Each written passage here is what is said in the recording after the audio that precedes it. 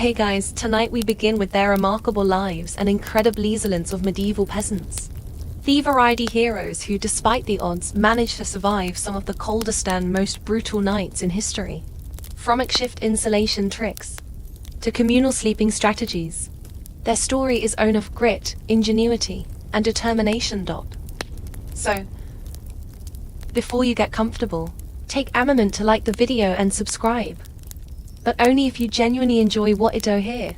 And let me know in the comments where you're tuning in from, and what time it is for you. It's always fascinating to see who's joining us from around the world. Now, dim the lights, maybe turn on a fan for that soft background hum.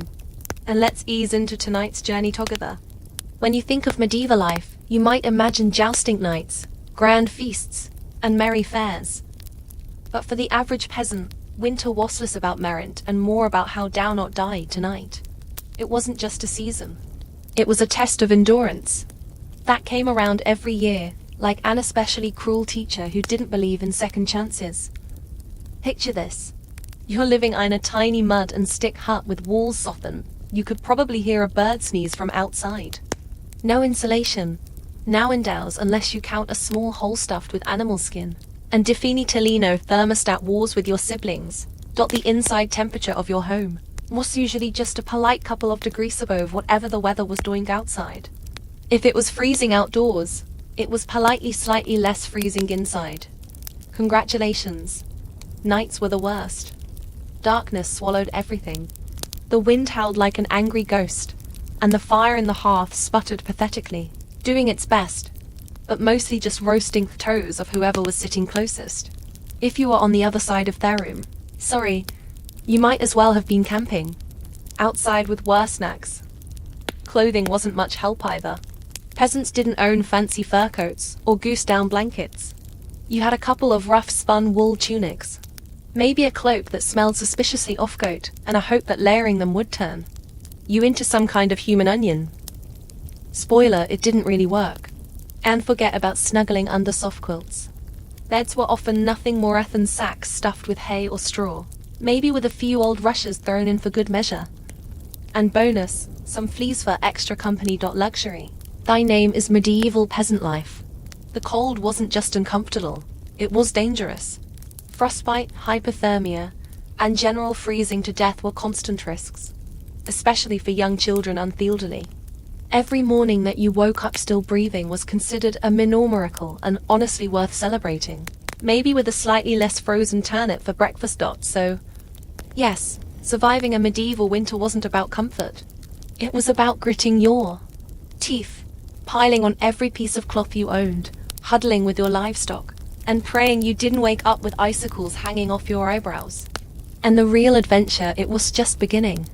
If you think your apartment is drafty because the window doesn't close properly, medieval peasants would like a word. Their homes weren't just drafty. They were basic ivory enthusiastic wind tunnels with a roof. Most peasant houses were what historians politely call wall and daub construction. Translation: sticks crisscrossed like a giant basket smeared with a charming mixture of mud, straw, and animal dung. Yes, dung. They weren't trained to be gross. Dung was a cheap, sticky insulator. Plus, it was always readily available, shall we say. These walls, no matter how lovingly smeared, didn't stand much chance against a proper winter storm. The cold wind found every crack, every gap, and gleefully danced its way into the one-room homes, swirling around and making sure you never got too comfortable. Privacy, absolutely not. Warmth, not really. Character building, definitely. And then there were the roofs. Thatched roofs looked picturesque, sure, but after a few months of rain and snow, they sagged, leaked, and occasionally let in local wildlife. Nothing says pleasant evening like a squirrel dropping onto your dinner. Windows, if they existed at all, were laughably tiny and usually covered with thin animal hides or wooden shutters. Glass was so expensive that even the lord of the manor probably couldn't afford more than a single tiny pane. And peasants, they were just happy if the wind didn't rip cowhide right off the wall mid-blizzard. To make matters worse, floors were often just compacted dirt. When it rained or snowed heavily, mud seeped up through the ground. So technically you could say they had indoor water features. Not that they appreciated it. In winter, every step inside your own home could feel like trudging across a frozen marsh. Cold from below, cold from above, cold from inside. It was a three-dimensional test on your body heat. But medieval peasants weren't the type to whine. They packed gaps with moss, jammed old rags into the worst drafts, and huddled closer to each other. Human insulation at its finest. Creativity, stubbornness, and a bit of sheep grease rubbed into the walls were often the only thing standing between them and becoming medieval popsicles. Because if your house was falling apart, your best protection against the ailments involved mud and goat hair, well, at least you could laugh about it. Sort of if your teeth weren't chattering too hard. As if the freezing air wasn't a... Medieval peasants also had to battle a silent enemy rising from below. The frozen ground itself. Floors weren't really floors back then. They were just slightly flatters of earth or patches of earth inside your home. Maybe if you were lucky, some yoni had thrown down some straw or old rochesto, give you the illusion of comfort. But make no mistake, you were sleeping one salted back away from the cold hardened. And oh, that cold was relentless. It seeped up from the earth like an evil little ghost worming its way through the straw into your bones and straight into your very soul. If you dropped anything into the floor during a winter night, congratulations. It was now part of their preference. Medieval peasants tried to fight this grim battle in a few ways. One method was layering thick mats of straw across the floor, if you could afford it. Or more realistically, if you could steal enough of it from your neighbor's field without getting caught, you might have a decent insulating barrier. But straw flattened fast, got moldy even faster, and added an extra crunchy soundtrack to your already miserables. Some homes layered dried rushes onto the dirt instead. Every so often, they would throw fresh rushes on top without cleaning out the old ones. Over time, this created a fascinating gesticity of decomposing plants, fleas, and whatever mystery creatures decided to move in. It was basically medieval carpet padding. If your carpet was slightly damp and smelled like a wet dog, beds, for those who had them, didn't solve much. They were usually a little more than wooden frames packed with, you guessed it, more straw or hay. Instead of cozy mattresses you had poking, shifting, crunchy layers that did little against the cold radiating from below. Tossing and turning wasn't about comfort. It was a desperate, awkward dance to keep blood flowing and avoid freezing one side of your body. The truth is, medieval peasants didn't conquer the icy ground so much as learn to live uncomfortably above it. A good night's sleep wasn't about dreams or softness. It was about waking up with all your toes still attached. And if you could pull that off, hey, you were doing better than most. If medieval homes had a single hero during winter, it wasn't the roof or the walls, or even the brave layers of dirt and dung insulation. It was the hearth, a crackling, stubborn fire pit that served as the only real defense against the cold, the darkness, and the general gloom of medieval life. At the center of nearly every peasant home was a simple fire. No fireplace with a fancy stone mantel, none neat chimneys sweeping the smoke skewered. Instead, you had a basic pit opal of stones, some half-burned logs, and enough smoke pouring into the room to make you wonder if you were slowly burning AM. That's right. Most homes didn't even have a chimneys. Smoke just kind of did its best. It drifted out through small holes in the roof, cracks in the walls, or right into your lungs if it was feeling lazy that evening. It wasn't ideal for breathing or your overall lifespan. But on the bright side, it did a great job of fumigating fleas and other unwanted pests. Who needs pest control when you're marinating in smoke 247? The hearth wasn't just about warmth either. It was the kitchen, the light source, and sometimes even the medieval version of a television. People sat around the fire telling stories, gossiping, or just staring into their flames because, frankly, there wasn't much else to do after sunset. Keeping fire alive wasn't just a nice idea. It was mandatory. Letting the fire die out at night was like putting up a sign for Theckold to come in and finish you off. Plus, reigniting a fire in winter wasn't as easy as striking a match. You had to work with flint, steel, kindling, and more prayers than you'd ever offer Red Bull. Everyone in the family had a duty. Stoking the flames, watching beamers, adding peat, sticks, or if you were lucky, a precious piece of dry wood. It was a constant battle between human persistence and the smothering cold that wanted nothing more than to snuff you out. The hearth didn't guarantee survival, but without it, survival was downright impossible. It was a smoky, sputtering, often disappointing, little fire. But in a medieval winter it was the beating heart of hope. If there was one thing medieval peasants feared more than running out of ale, it was letting their fire go out overnight. Without that warm, flickering lightle, the cold would creep in faster than a tax collector after harvest. And in the dead of winter, restarting a fire from scratch wasn't just inconvenient. It could be deadly. Matches didn't exist yet. Lighter's dream. On.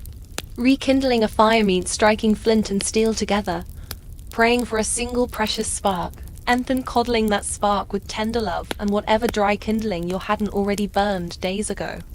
Imagine trying to do all this in the freezing dark, half asleep with frozen fingers. Now add a hungry wolf howling in the distance for extra motivation. So peasants got smart. They banked the fire. No, not in a cozy savings account. Banking meant carefully burying the embers under a mound of ash right before bed. The ash acted like a blanket, insulating the glowing coals and keeping them alive, just barely until morning. If you did it right, you could stroll over at sunrise, poke the pile a little, add fresh wood, and voila, fire without the frostbite. Beautif. You did it wrong. Well, let's just say mornings got a whole lot colder and a whole lot grumpier. Fire banking was an art passed down from parent to child like a prized family recipe. Everyone had their own little secrets. Some said use dry ash only. Others insisted a bit of dampness was key. Some packed the embers tight. Others let them breathe. You could practically start a medieval argument just by suggesting a better fire banking method. It was the ancient version of farging over barbecue techniques, just with slightly higher survival stakes. Sometimes banking the fire wasn't a howling wind might sneak through a crack and snuff it out anyway. Or a clumsy sheep might stumble into their hearth. Yes, it happened. That's why some families took turns getting up in the night to check the coals.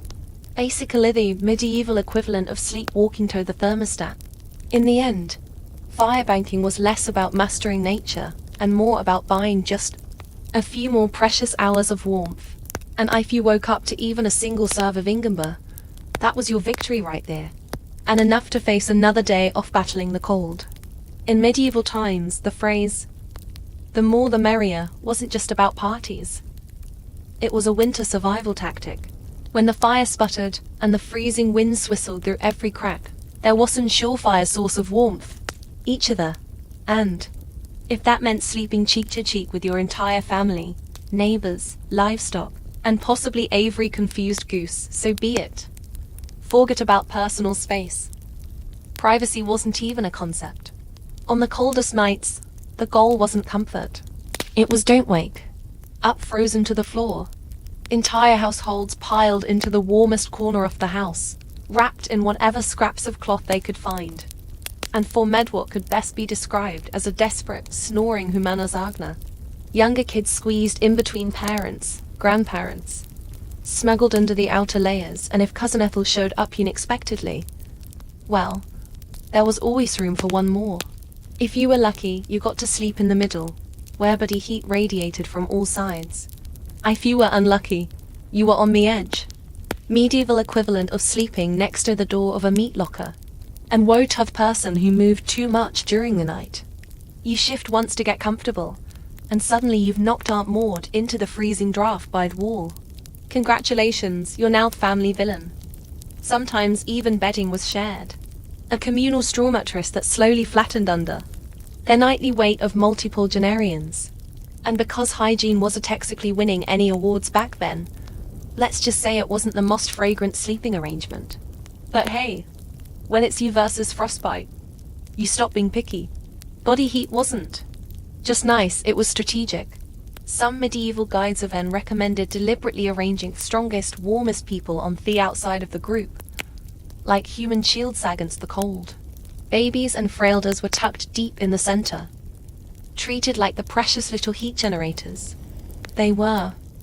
This wasn't just about survival, though. Over time, it became part of daily life, part of family bonding. Long winter nights huddled together led to storytelling, singing, and undoubtedly some very interesting conversations muffled under a shared wool blanket.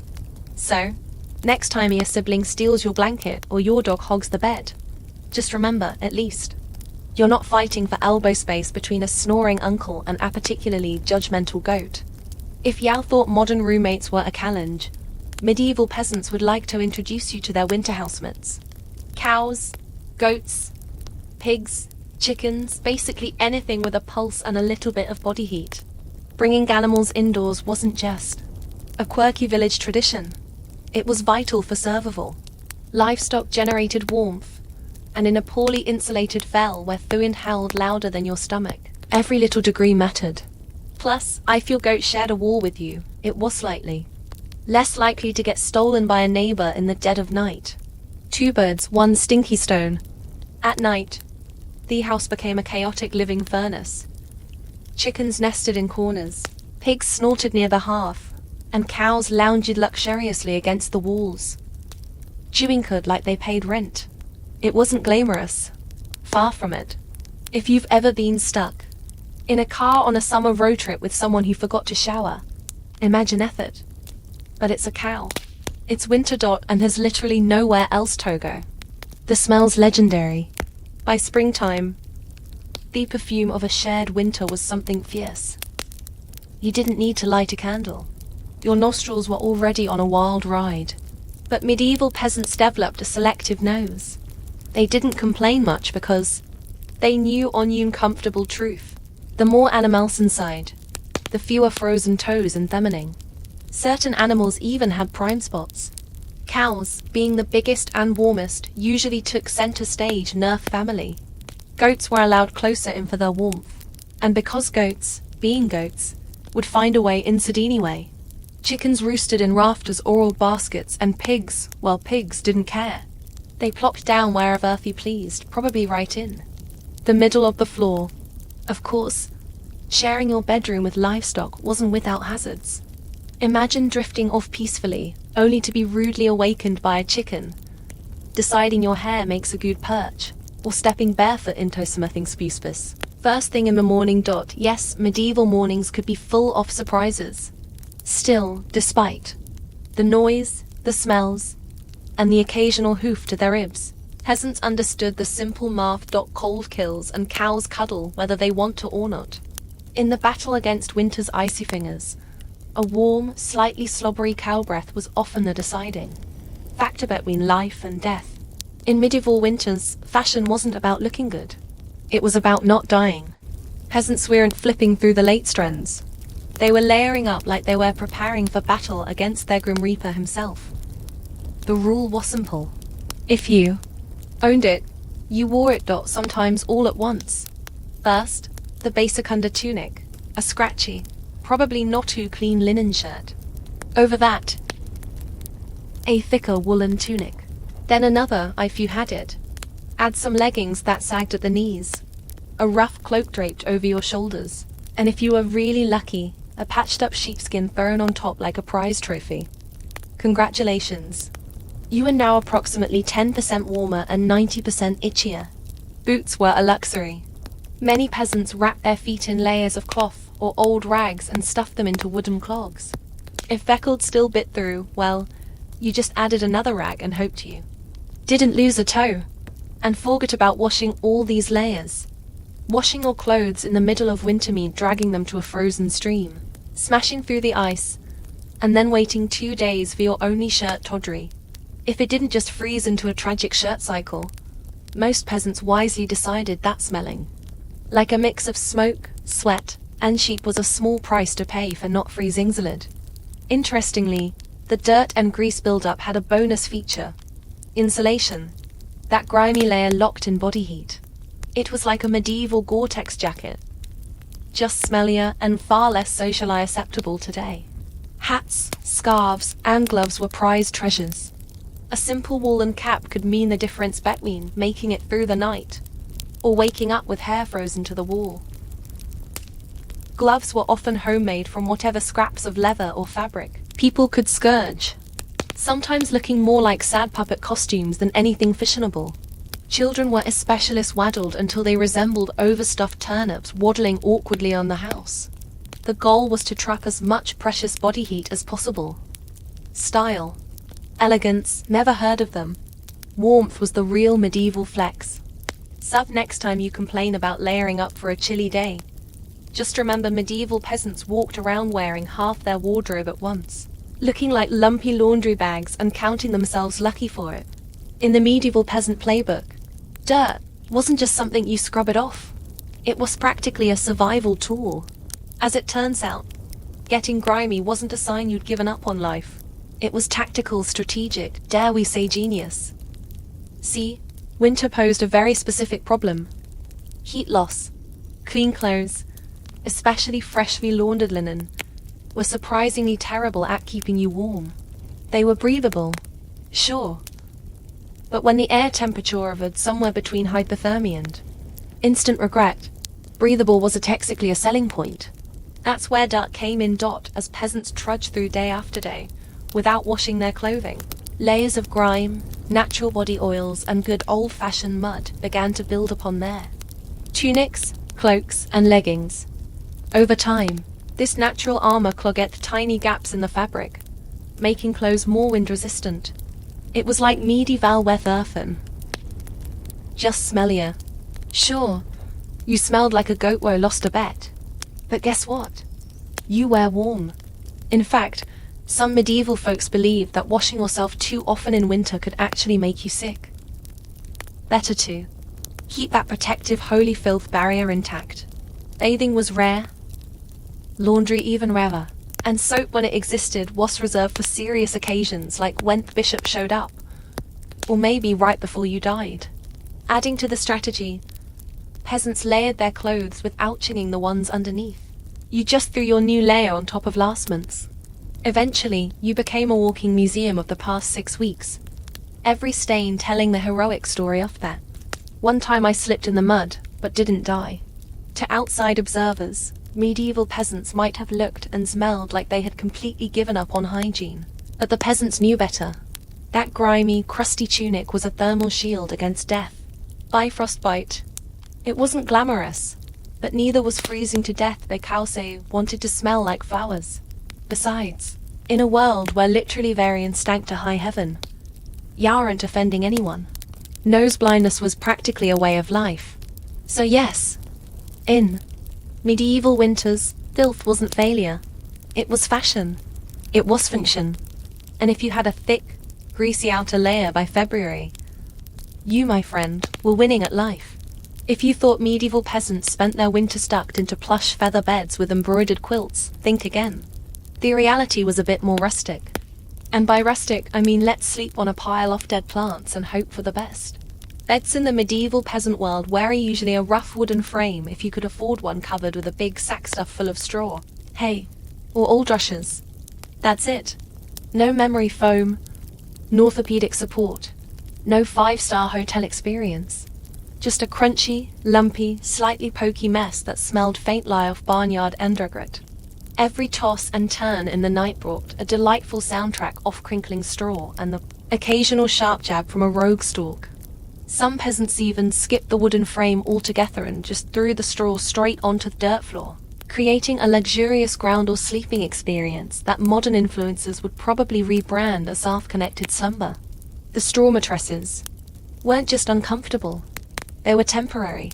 Over time, the straw flattened, grew moldy, attracted bees, and generally turned into a biological hazard zone. Changing the straw was a big event, usually done a few times a year if you were diligent, or whenever your bed started actively moving without your permission. Rushes were a popular alternative.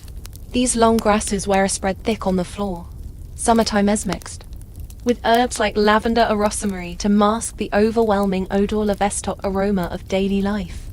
Fresh rushes smelled lovely for about a day. After that, they became part of the muddy, trampled landscape inside the house, blending seamlessly with dirt, food scraps, and whatever else wandered in. And let's not forget the bedfellows. Fleas, lice, and other charming critters loved straw bedding almost as much as peasants did. If you woke up scratching more than you slept, congratulations. You were living the authentic medieval experience. Despite hardships, these humble beds were life savers. Piles of straw provided a crucial insulating layer against the frozen earth, and clumping together atop them created pockets of shared body heat. Medieval central heating at its finest. So next time you sink into your soft, supportive mattress, just remember somewhere out there a medieval peasantess looking down at you from history, grinning through a mouthful of missing teeth and saying, "Must be nice." When you live in a house made of sticks, mud, and optimism, you quickly learned that winter breezes aren't just a nuisance. They're personal attacks. Medieval peasants didn't just fight the cold from the outside. They fought it from inside their own homes, armed with nothing but whatever they could cram into the cracks. And trust me, there were a lot of cracks. Walls warped, mud crumbled, thatch sagged. Deckled seemed to find new places to sneak in every night, like a mischievous poultice with a grudge. Sealing up the house became an art form. Peasants stuffed gaps with moss, straw, scraps of old cloth, bundles of dry grass, and sometimes even animal hair. If it was soft, squishy, or vaguely insulating, it was jammed into a hole somewhere. Some particularly determined soul stalked extra layers of mud and dung over the outside of their walls as an annual winter project.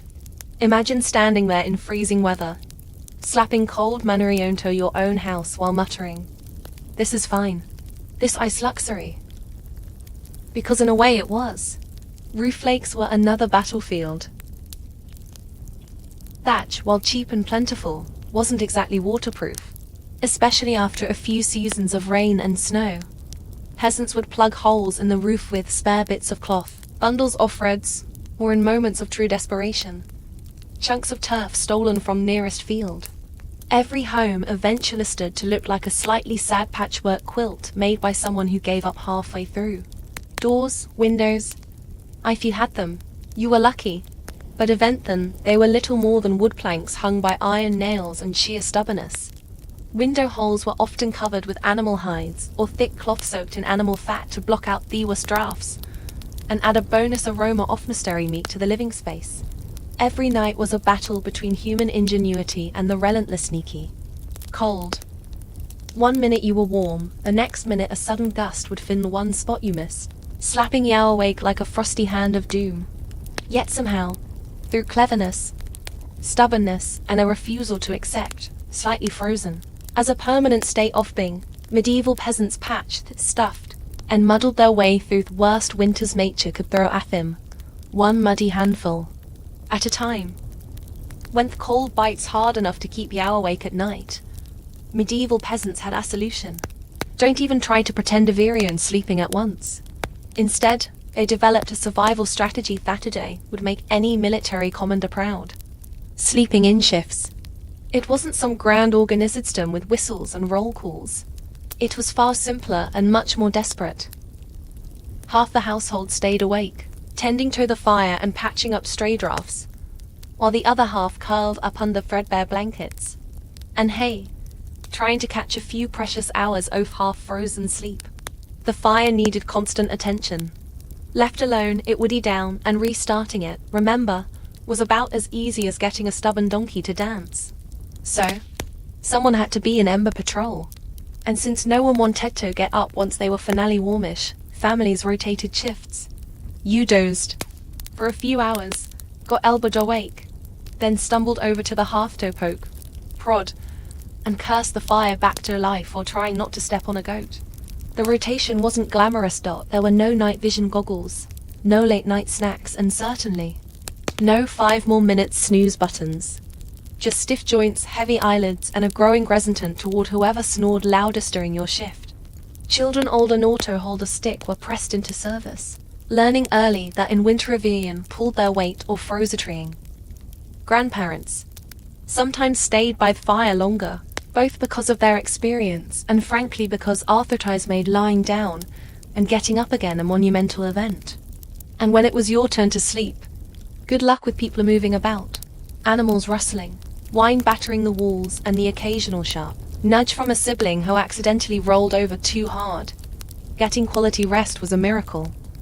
Yet, despite the exhaustion, the system worked. Sleeping in shifts meant Thatha was always a set of eyes and cold, the grudging hands ready to keep their hearth alive. The embers survived, and by extension, so did the family. So next time you grumble about waking up to adjust the thermostat, or let the cat out, spare a thought for the medieval peasant squinting into a smoking fire at 3 a.m., wondering if toes were really that important. After all, you know it's cold when you have to think about how you breathe just to stay alive. Medieval peasants didn't just battle the freezing air with cloaks, fires, and creative sleeping arrangements. They even adjusted the way they inhaled and exhaled to survive the night. The problem was simple. Deeper than mouthed breathing pulled icy air straight into your lungs. In a world where pneumonia could kill you faster than you could say Hail Mary, that was a risk nobody wanted to take. So, peasants learned the art of what you might call survival breathing. Instead of sucking in huge gulps of air like they'd just run a marathon, they kept their breathing shallow, slow, and most importantly, through the nose. The idea was to gently warm the incoming air a bit before it hit their lungs. It wasn't perfect, but it was better than coughing yourself into their grave by February. If you accidentally took a big mouthful of cold air, congratulations. You just bought yourself a ticket to a week of hacking up bits of what felt like your soul with no doctors in sight, grandma treating you with hot onion tea and firm prayers. People even tucked parts of their cloaks, shawls, or rags up over their faces while they slept, creating a makeshift breath-warmer barrier. Of course, this also meant you ended up with a damp, slightly soggy fabric patch clinging to your mouth by morning. Buthy, it beat freezing from the inside out. Children were taught these tricks early on. Parents would scold little ones for panting, like dogs indoors during the cold months. And honestly, between strict breathing lessons, itchy wool layers, and sleeping next to an aggressively gassy goat, medieval chilled winters were character building on a whole different level. At night, tucked into straw bedding under piles of cloaks and next to agently steaming cow, breathing became an art form. Slow, steady, nose only, and as minimal as humanly possible, like some grim medieval version of a yoga retreat, only with more frostbite and fewer inspirational quotes.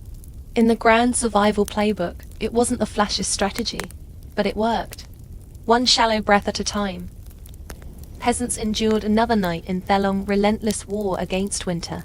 In the endless battle against medieval winter, peasants discovered an unlikely secret weapon: a full stomach. Turns out, one of the best ways to fight off the cold wasn't a scratchy wool cloak. It was stuffing yourself with something hearty and heavy right before bed. Calories meant warmth. The more your body had to digest, the more it heated itself up doing the work.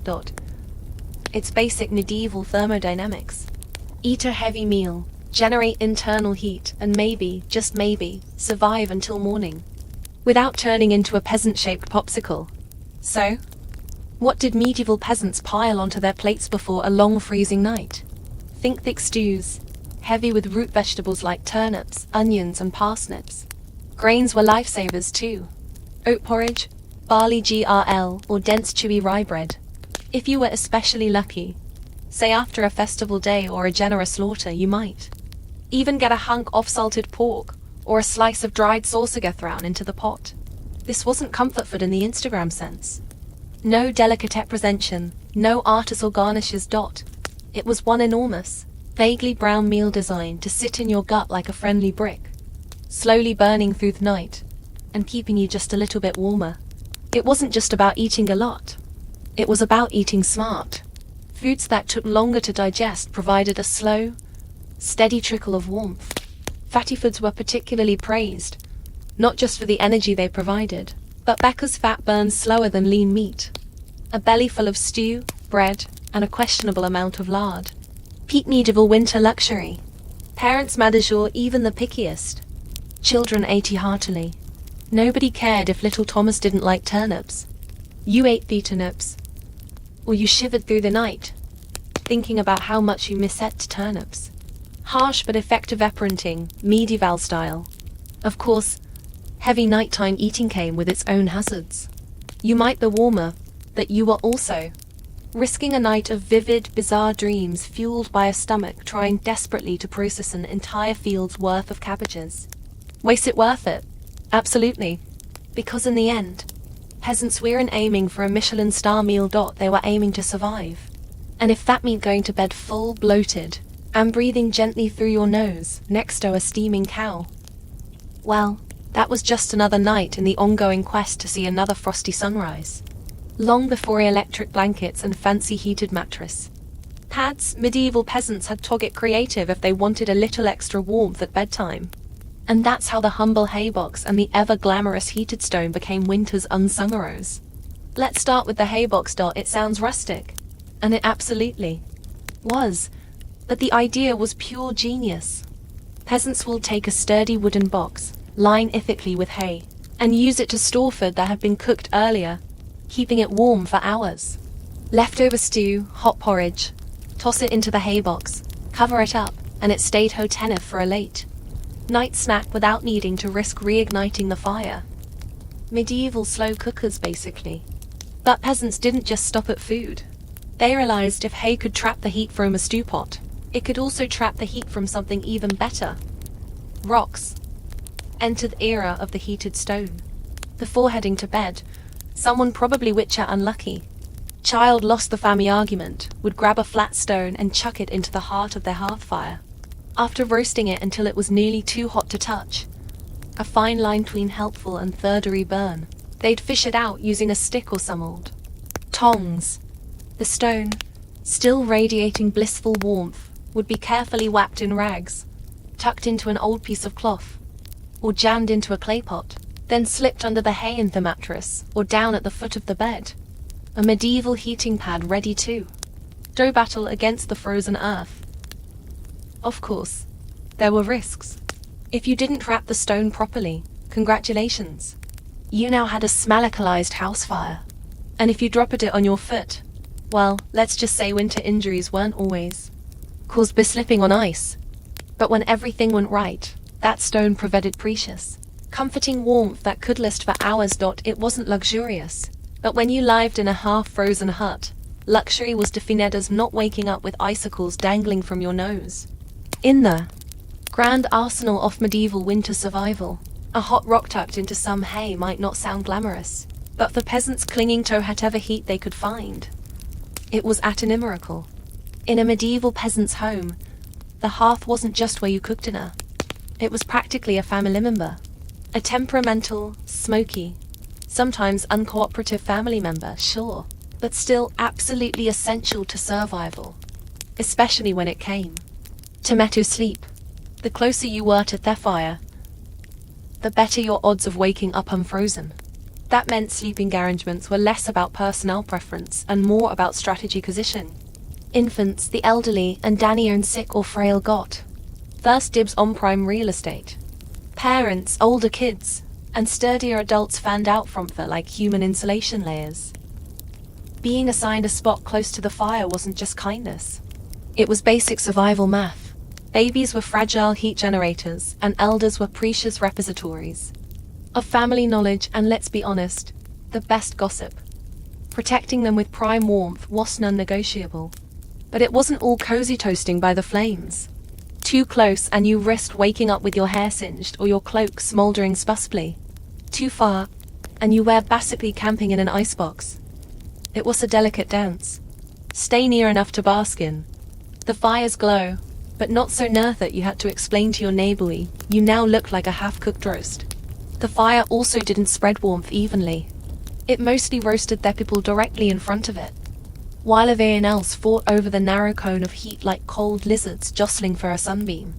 If you were lucky enough to fall asleep facing the fire, you might have one blissfully warm side, and one side frozen so solid you could probably lick on it. Pets and livestock, of course, muscled in too.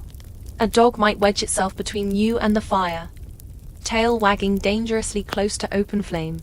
Chickens sometimes perched perilously on hearthstones, plucking softly into the night like tiny feathery guardians of warmth. Every crackle off logs, every shift of glowing embers was a tiny promise. You're still alive. You're still warm for now.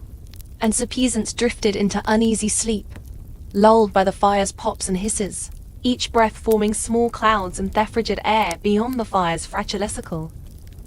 It wasn't perfect. It wasn't comfortable, but it was life, clinging to warmth by a thread of glowing coals. In the medieval world, no one survived winter alone unless they wanted to become a very stylish frozen statue by January. Survival wasn't just a family affair. It was a village project. A messy, muddy, loud collaboration where Aeon's warmth and life depended on everyone else. The peasants knew that in the dead of winter, a strong fire and a pile of hay could only do so much. If your neighbor's house went dark, you noticed. If the smoke from old Tom Scherf suddenly stopped curling into their ski, someone went to check. And not just because Tom owed you a chicken, thought that might be part of it, but because a community meant survival. Villagers had unofficial winter watchers, often the young or elderly, who couldn't work the fields, but could keep an eye on who was cowing too hard, who hadn't come to barter at the market in a few days. Always home looked a little too still. In morning frost. These people were the medieval version of neighborhood patrol, minus the reflective vests, plus a lot more sheep. If a family's fire went out, it was a near emergency. A good neighbor would rush over with a glowing coal bundled in rags, or better yet, invite them into their own smoky, overcrowded it for the night. Yes, it meant squeezing an extra 4 bodies into an already cramped space, but it was better than finding frozen friends come springther. Communal food stores played a role too. During especially brutal winters, villagers sometimes pulled their last salted meat, grain, and dried vegetables. It was grim charity. No one had much but a few communal meals. Could the difference between staggering Ginto spring or not. Even children understood the stakes. They helped deliver wood, shared embers, and ran urgent messages when someone needed help. No one was too small or too tired when winter came a-knocking. Sure, medieval villages were all sunshine and hugs. Void happened. Disputes over land, goats. Although borrowed whose good cooking pot never really went away. But when the nights grew deadly cold, old grudges were often quietly shelved. After all, a rival was still worth saving, because of tomorrow it might be you needing Gresk. In the icy heart of winter, their village became one big stubborn family. Sometimes dysfunctional, often hilarious, always fiercely determined to serve together. One muddy boot, one a crackling ember, one frozen smile at a time dot when medieval peasants faced the merciless cold of winter. They didn't just pile on cloaks or stoke the fire. They prayed a lot. Because when the wind howled like wolves outside your paper-thin walls and the fire shrank into sullen embers, you wanted every possible advantage, including a little divine intervention. Faith wasn't just a Sunday affair back then. It was woven into every frozen breath. Before crawling under layers of straw and scratchy wool, families would kneel together, offering up hurried prayers to keep the fire burning, their roof intact, and their toes attached bimmening. Saints became more than distant figures. They were winter's frontline defense. Same, for instance, was called upon to protect against throat ailments. Not a minor concern when one mouthful of icy air could land you, coughing up your soul. St. Nicholas wasn't just the jolly gift-giver of latter legend. He was also asked to protect households from sudden ruin during Thelian deguments. Superstitions wrapped themselves snugly around daily survival. Some families sprinkled a little holy water near the hearth before sleeping, hoping it would protect against evil spirits or at the very least mischievous draughts. Others marked doorways with blessed chalk after certain feast days, pleading for warmth and luck to find their way inside. Candles played a role too, special vigil candles, often blessed by the local priest or the most pious old woman in the village, were sometimes kept burning throughout the night, a flickering plea against the cold darkness clawing at the walls. And, of course, no serious winter prayer session was complete without a few promises. Dear Lord, if you just get us through this night, I swear I'll be kinder to my neighbor, even the one who keeps stealing our turnips. Faith wasn't some abstract effort. It was a daily urgent conversation. The peasants weren't asking for luxury, just survival. A little heat, a little food, and one more day to muddle through until spring breathed frozen grip on their tiny villages. It was simple raw hope whispered into smoky rafters, tangled in breathless prayers, and tucked under itchy blankets that somehow carried them through endless, merciless nights of winter. For all the ingenuity, prayers, and stubbornness medieval peasants throughout winter, the truth was chilling. Sometimes it wasn't enough. And when winter won, it didn't just take a few unlucky souls. It took entire families, whole villages, vanishing them in tossilence beneath a heavy shroud of snow and ice. Some winters were particularly cruel, like the infamous Great Famine winter of 1315, when rains destroyed crops, livestock starved, and freezing temperatures turned an already brutal existence into a slow, grinding disaster. People were so desperate. That story is whispered of eating shoe leather, bark, and in the most horrifying cases each other. Failure to keep the fire alive wasn't just an inconvenience. It was often a death sentence. Without their hearth's meager warmth, families huddled together for the final time. Neighbors would sometimes stumble across whole households in spring, bodies still-icked in one another's frozen embrace, as if trying to share just a little more heat until the very end. Houses themselves could collapse under the weight of heavy snow or battering ice storms. A roof giving way in the middle of a frozen night wasn't just catastrophic. It was often fatal. Dragging yourself through thigh-deep snow to beg shelter from neighbors wasn't a guarantee either, especially if those neighbors warily stretched to the breaking point. Disease loved the cold, too. Starvation weakened the body, and cramped, smoky homes turned into breeding grounds for pneumonia, bronchitis, and other deadly infections. A simple cough in December could easily be a funeral by January. And then there was the quieter frostbite fingers, toes, even ears blackened and deed while still attached to their owners. Some villagers survived winters at the cost of their limbs, a grim badge of honor that said, "I made it through, but winter took a piece off me." Yet, what's most haunting isn't just the death. It's the eerie normality of it. People accepted that each winter, some among them wouldn't see the thaw. Death wasn't unexpected. It was just another neighbor at the door, wrapped in frost, waiting its turn. Even amid the bitter cold and constant threat, medieval peasants pressed on, stubborn, grieving, clinging to life. Because as long as there was an ember left in the hearth, one breath hanging in the frozen air, there was still a fight worth fighting. When we look back at medieval peasants, those muddy, frostbitten survivors of endless winters, it's tempting to see only their hardships, the cracked hands, the frozen toes, the smoke-choked huts. But buried beneath all that struggle is something far more powerful. A legacy of raw, stubborn ingenuity and unbreakable endurance. They didn't have central heating, thermal jackets, or cozy memory foam mattresses. They didn't even have the luxury of assuming they'd survive until spring. But what they did have, and what they left behind, was their blueprint for resilience. Every hasted mattress, every hand-banked fire, every moss-crammed gap was a testament to human creativity under pressure. Faced with impossible odds, they didn't collapse in despair. They adapted. They learned from the land, from each other, and from the bitter lessons carved by each brutal winter. Their communities were built on more than shared land. They were built in shared survival. They taught each other to watch over the sick, to pool resources when food ran low, to trust that helping a freezing neighbor today meant someone might help you tomorrow. They lived by the understanding that no one beats winter alone. Their faith, too, was a kind of endurance. They wove prayers into their daily lives, not just out of fear, but out of hope. Fragile, stubborn hope that tomorrow might be a little warmer, a little brighter. Hope that after 100 dark nights, spring would come again, and life would find a way to push through the frozen ground. And somehow it did, because of their sacrifices, because of their unglamorous victories. Surviving one more night, one more storm, future generations thrived.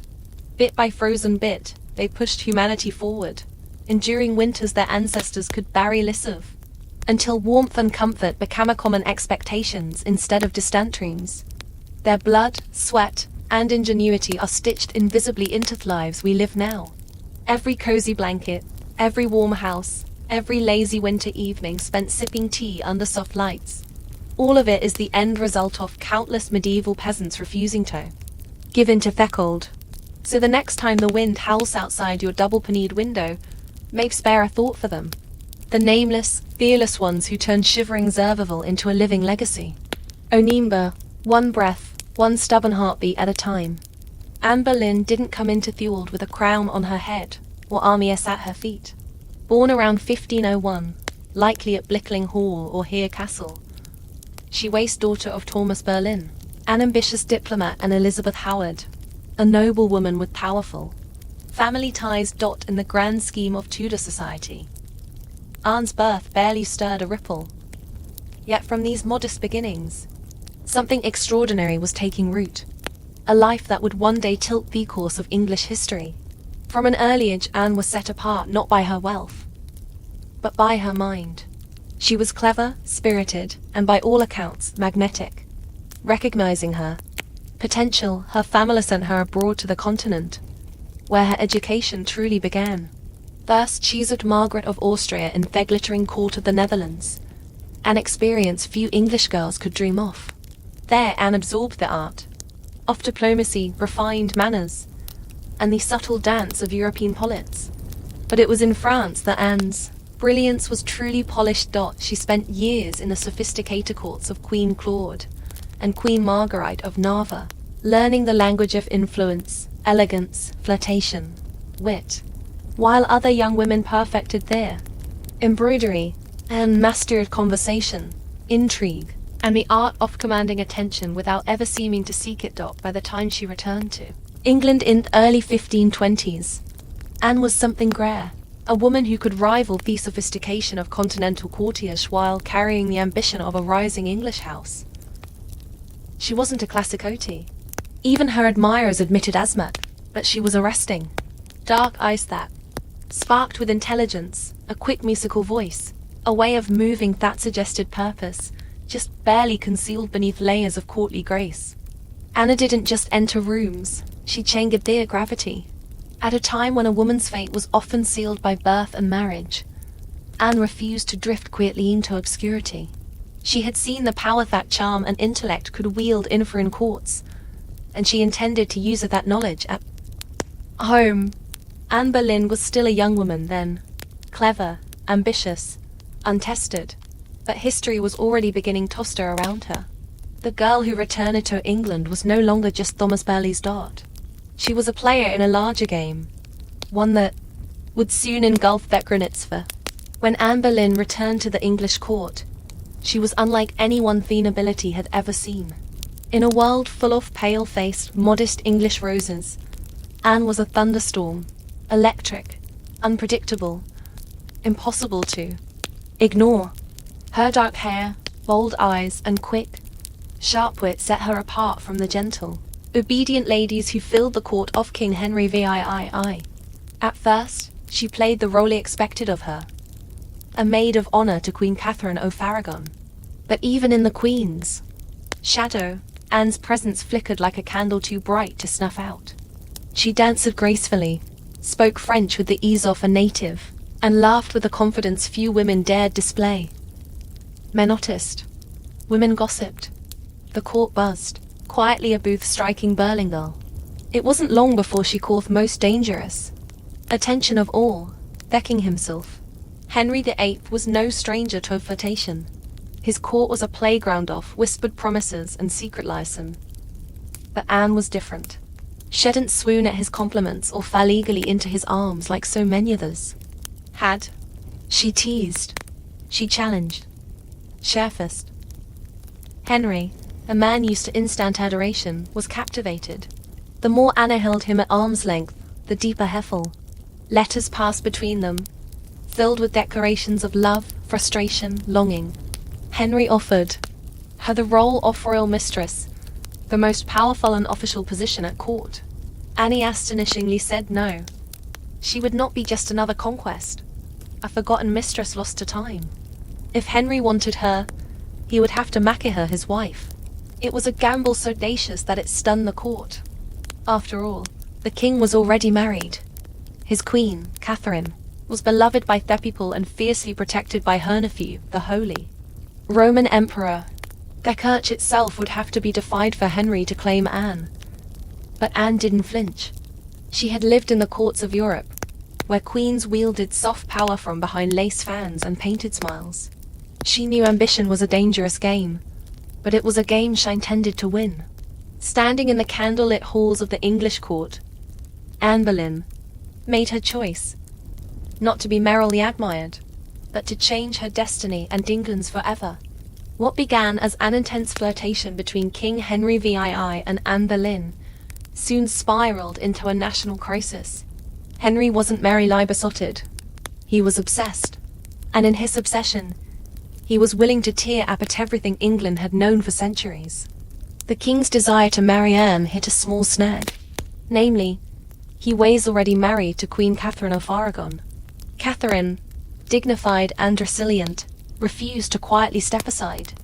She had been Henry's faithful wife for 2 decades, and in the eyes of God and the English people, she was their rightful queen. Divorce wasn't just scandalous, it was almost unthinkable. But Henry was determined. He convinced himself and tried to convince everyone else that his marriage to Catherine was cursed because she hadn't been married to his brother Arthur. Never mind that the Pope had granted special permission for their union years ago. Henry now insisted that this soul was damned unless he annulled the marriage. Anne, for her part, knew better than to appear too eager. She kept herself just out of reach, alternately encouraging Henry's hopes and maintaining her distance. Every glance, every word was measured. She wasn't merely aiming for marriage. She was positioning herself to become Queen of England. The court erupted into whispers and factions. Some noble familiars eagerly courted Anne's favor, seeing the winds of power shifting. Others clung fiercely to Queen Catherine, horrified at the idea of Anne replacing her. Diplomats wrote desperate letters back to Rome. Foreign monarchs threatened rotation. Henry's own advisor shifted uneasily, sensing the ground trembling beneath their feet. As months turned into years, Henry's frustration grew. He bombarded the Pope with petitions, maneuvered his lawyers into finding loopholes, and slowly began to realize that the church would not bend easily. Catherine had powerful allies, including her nephew, Emperor Charles V, the most powerful man in Europe.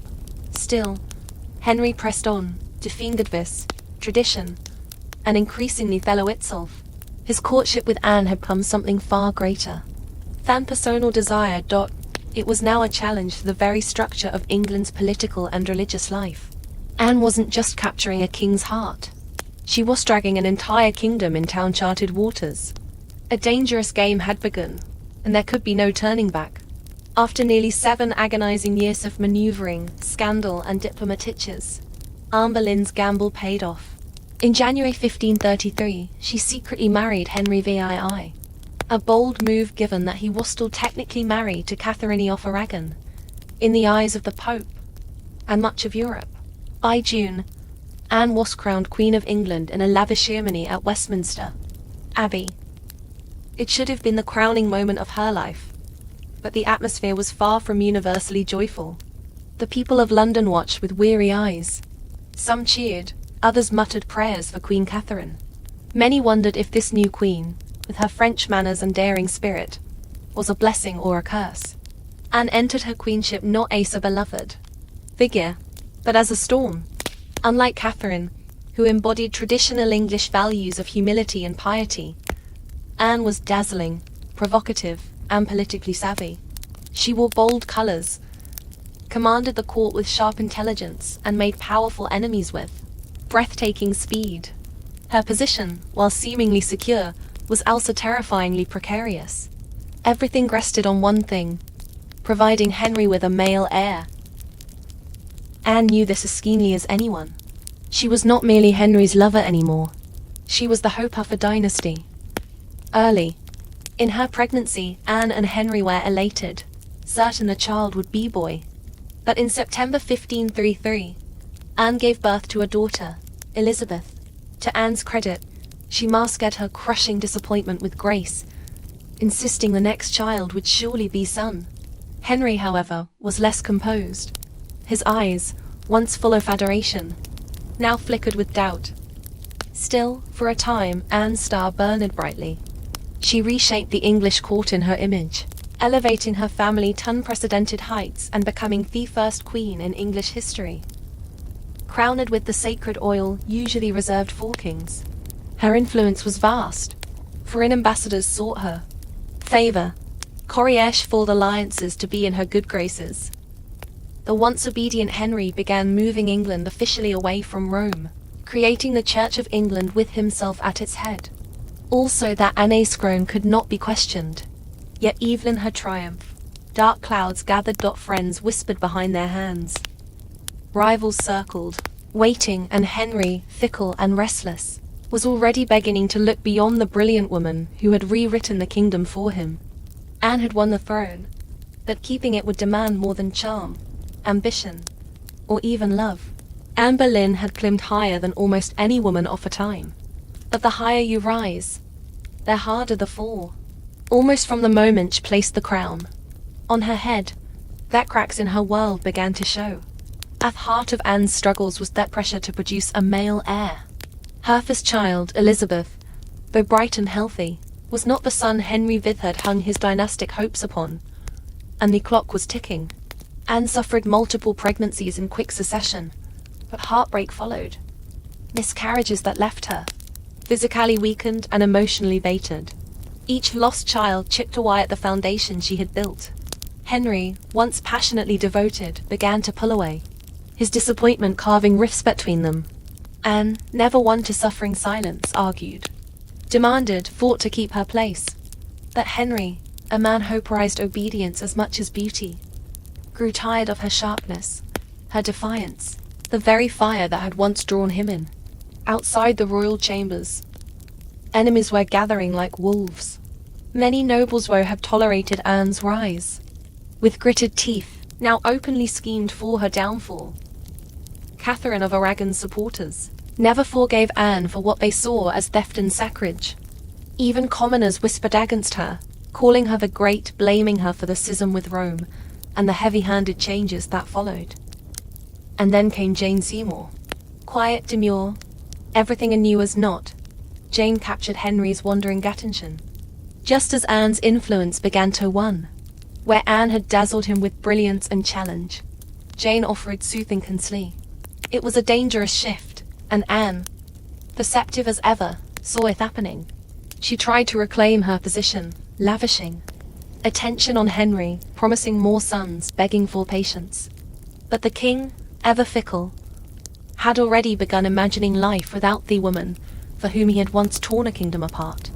Anne's political enemies, including Thomas Cromwell, once heraldry, sensed the changing tide.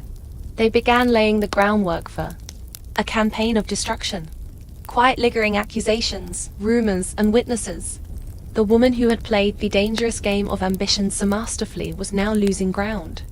Anna had won her crown through cunning and courage. But in the brutal shifting world of Henry's court, past victories meant little. Only fresh success mattered. And Anne's enemies were sharpening their knives. The queen who had shattered a kingdom would soon see how quickly a kingdom could shatter her. Anne Boleyn's enemies didn't attack her with armies or swords. They came with whispers, secrets, and carefully sharpened lies. In the back rooms off-court, betrayal was brewing. Silent, patient, deadly. Thomas Cromwell, once Anne's greatest ally in the English Reformation, had turned against her. Their alliance had been built on mutual ambition, but now their interests clashed. Anne wanted reforms to help the poor and limit the power of greedy nobles. Cromwell wanted stability, favor with Henry, and no interference. Anne's boldness had made her dangerous, and in Henry's fickle heart, love had curdled into irritation, suspicion, and cold attachment. Anne had few true friends left. Even her charm, once her greatest weapon, now grated against the court's hunger for a gentler, more pliable queen. and Jane Seymour, quiet and calculating, waited just out of sight. The perfect contrast to Anne's fading fire. It was Cromwell who moved. First, knowing Henry was restless, knowing that the king wanted an exit, but lacked a convenient excuse, Cromwell offered a solution. What if Anne could be removed, not by divorce, which would humiliate Henry, but by disgrace?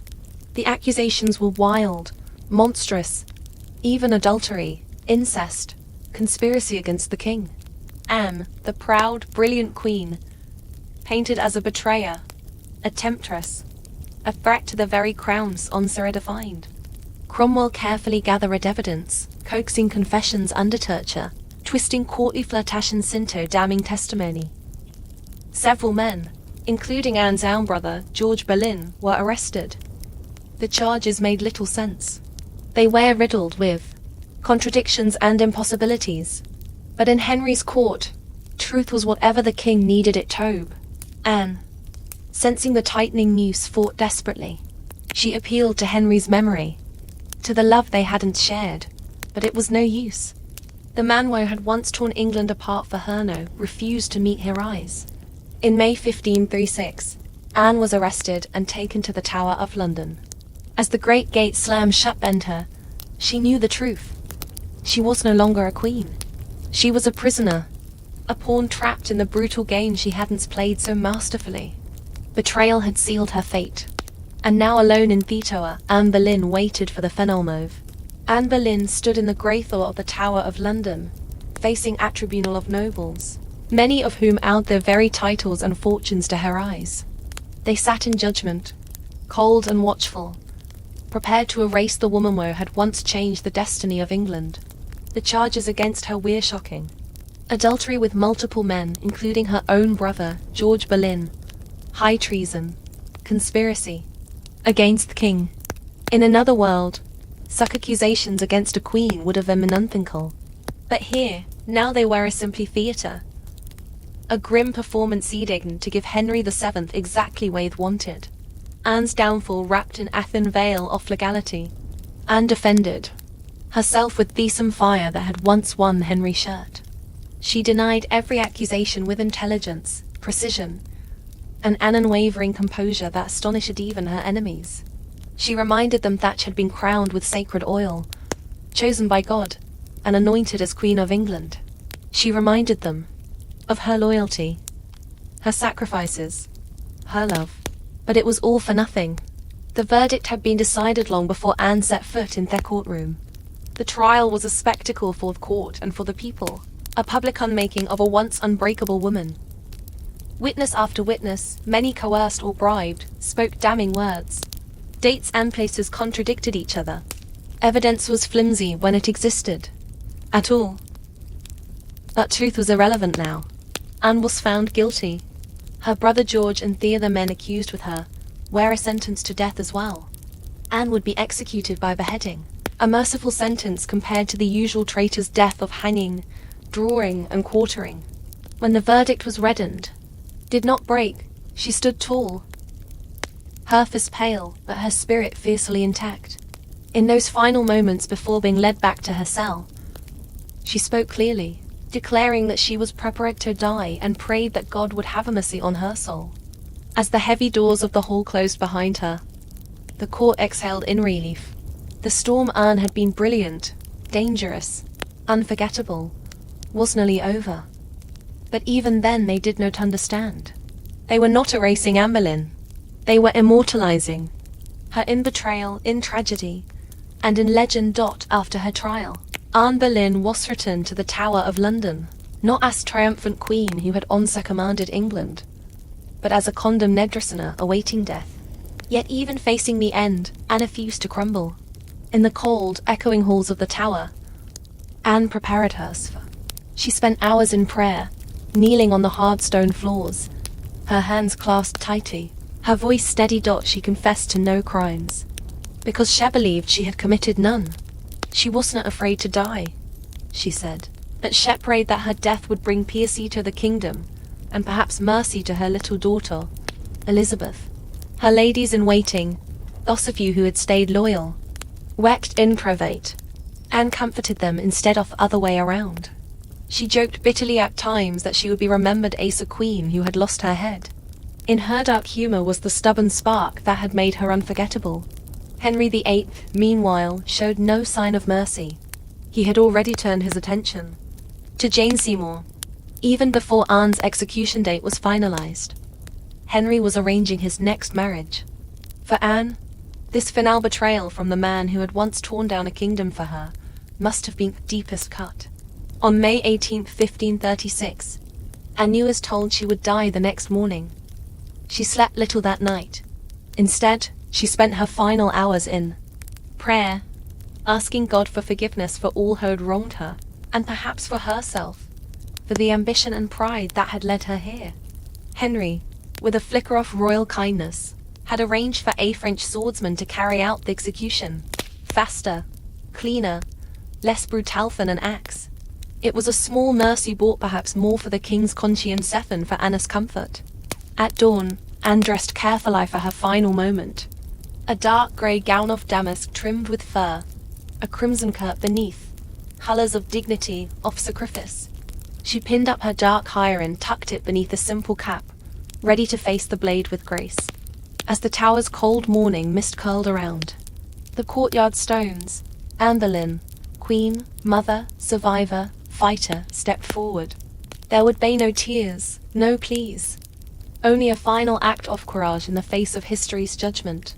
Her end was near, but her story was just beginning. On the morning of May 19, 1536, Anne Boleyn ascended scaffold built within the Tower of London's walls. A small crowd gathered, courtiers, guards, a few witnesses, all wrapped in silence, as if even the stone walls held their breath. Anne stood tall, her grey gown fluttering slightly in the cold morning breeze. She looked thinner than she had at court, her face pale but calm. There were no hysterics, no broken sobs. If anything, she faced death with the same fierce dignity that had once shaken a kingdom to its knees. She spoke briefly, carefully kissing her final words. She did not accuse. She did not defend herself. She prayed for the king's health and prosperity, the very man who had abandoned her. In those final moments, Anne offered the world not a confession, but forgiveness. Her courage stunned even those who had come to see her fall. The French executioner, brought specially to ensure a swift death, stepped forward. Anne knelt upright, her hands folded in prayer, her eyes lifted toward the heavens. The small white cloth was tied around her eyes. She remained still. The sword flashed once, silent, swift, and Anne Boleyn, queen, mother, history maker, was no more. She was buried quickly in an unmarked grave within the tower grounds, laid to rest in an arrow chest because no proper coffin had been prepared for her. A queen once crowned in gold now left to vanish without ceremony. Yet Anne's story didn't end in that cold grave. Her daughter Elizabeth, the child whose birth had once disappointed a king, would rise to become one of the greatest monarchs in English history. Elizabeth I, the virgin queen whose reign would see the flowering of English art, power, and global influence. A queen who inherited her mother's fierce spirit, sharp mind, and do your danger sign. Anne Boleyn changed the course of England forever. Her ambition helped trigger the break with Rome and the birth of the Church of England. Her fall showed the world that even queens can be cast aside. Yet through her blood, through Elizabeth, Anne's legacy blazed brighter than any crown she had worn in life. In the end, Anne Boleyn won a kind of immortality, not through her survival, but through her indelible impact on history. By the early 1770s, the American colonies simmered like a pot left too, long over a roaring fire. Their relationship with Britain, once seen as proud mother country, had soared into resentment, suspicion, and growing fury. It hadn't started with tea. Years earlier, the Stamp Act had enraged colonists by placing taxes on everything from newspapers to playing cards. That was followed by the Townshend Acts, taxing essentials like paper, glass, and paint. Each new law passed thousands of miles away by a parliament in which the colonists had no representation, was like another spark landing in dry brush. At first, the anger showed itself in polite petitions and fiery pamphlets. Colonial assemblies drafted formal protests. Merchants organized boycotts. Writers like Samuel Adams and John Dickinson filled newspapers with passionate arguments about liberty and rights. But as time wore on, frustration denned into something darker, a slow realization that Britain wasn't listening. Worse, Britain didn't care. Many colonists clung to the hope that if he just made enough noise, if they just reasoned hard enough, Parliament would repeal the taxes, and sometimes they did. The Stamp Act was famous Leopold after loud colonial protest. But every small victory was followed by new legislation, new taxes, new insults. It wasn't about the money. It never really was. The taxes themselves were modest by British standards. What infuriated the colonists was their principle. They were being taxed without consent, treated as subjects rather than citizens, ruled like distant possessions rather than partners. Boston, more than any other city, became the beating heart of resistance. The Sons of Liberty, a secretive, fiery group of patriots, grew louder and bolder. In 1770, tensions exploded into violence when British soldiers fired on unarmed civilians in what became known as the Boston Massacre. Blood had already stained beakable stones. Trust was a thing of the past. By 1773, the colonies were teetering on the edge. A final insult will tip them into open defiance. And it came not in the form of soldiers or new laws or armies, but in the quiet, seemingly harmless shape of crates stacked with tea. The colonists didn't know it yet, but the night that tea floated in the cold waters of Boston Harbor, the world would change forever. In 1773, Parliament made a critical miscalculation. Believing the American colonies would quietly accept cheaper tea, they passed the Tea Act, a law that was supposed to save the struggling British East India Company, and incidentally reassert Britain's right to tax the colonies. On paper, it looked like a good deal. The Tea Act allowed the company to sell tea directly to their colonies, cutting out the middlemen, slashing prices, and offering a luxury product at a bargain, a few penny a scupper. What could possibly go wrong? Everything. Because the problem wasn't the price of tea. It was the principle behind it. The Tea Act left the hated tax on tea firmly in place. Accepting tea, even at a discount, would mean acknowledging Parliament's right to tax the colonies without their consent. To many Americans, that was unthinkable. A surrender of the liberties they had fought to protect for more than a decade. The news of the Tea Act spread like wildfire through the colonies. Merchants fumed. They saw their livelihoods threatened by a monopoly that would crush local trade. Patriots raged at the hidden message. The Crown still believed it could do whatever it pleased. In Boston, the reaction was especially fierce. Already a city scarred by the Boston Massacre and years of economic hardship, Bostonians recognized the Tea Act for what it was: a trap disguised as a bargain. Refusing tea became a matter of honor, a litmus test for loyalty to the cause of liberty. Public meetings swelled. Newspaper columns burned with fiery rhetoric. Groups like the Sons of Liberty, led by Samuel Adams and others, organized boycotts, vowing that no East India Company tea would be unloaded, sold, or drunk on American soil. All across the colonies, ships carrying the controversial tea were turned away by local residents. In ports from New York to Charleston, the message was clear: we will not be bought. But in Boston, fate was differently. 3 ships, the Dartmouth, the Helena, and the Beaver, arrived, anchored in the harbor, and sat there, refusing to leave. Royal officials insisted the tea be unloaded. The colonists refused. A deadlock grew, taut as a drawn burring. The tension was unbearable. A single act would break it, and history would never be the same again. As the British tea ship sat stubbornly anchored in Boston Harbor, the city itself transformed into a powder keg. Every day that passed without resolution tightened the tension. Boston was just resisting. It was preparing for a fight. In taverns, churches, and public squares, angry colonists debate what to do.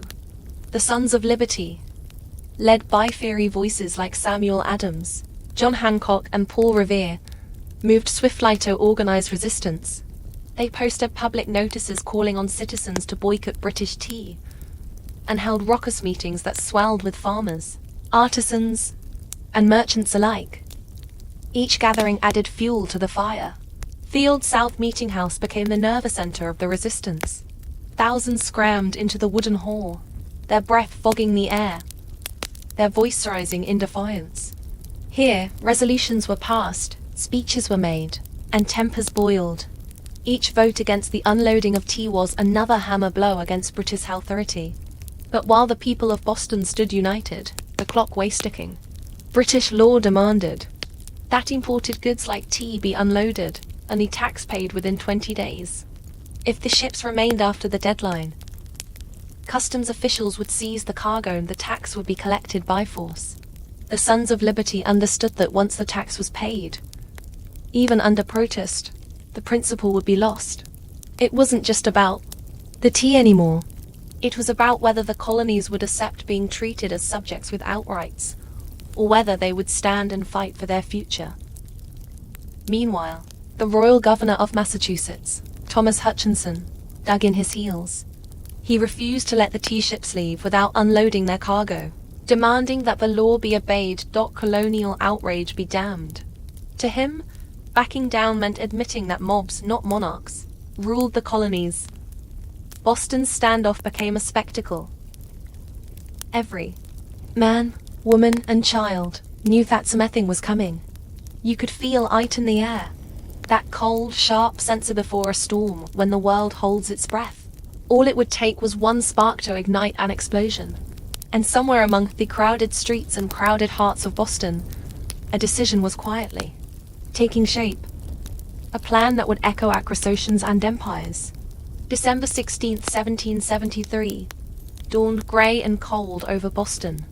A city balanced on the edge of history. For nearly 3 weeks, the tea ships had sat in the harbor like ticking bombs. Now the final deadline had arrived. According to British law, the tea had to be unloaded and the tax paid within 20 days of a ship's arrival. If it wasn't, customs officials could seize the cargo and British troops could be called in to enforce the law. Everyone knew it. Everyone knew what was at stake.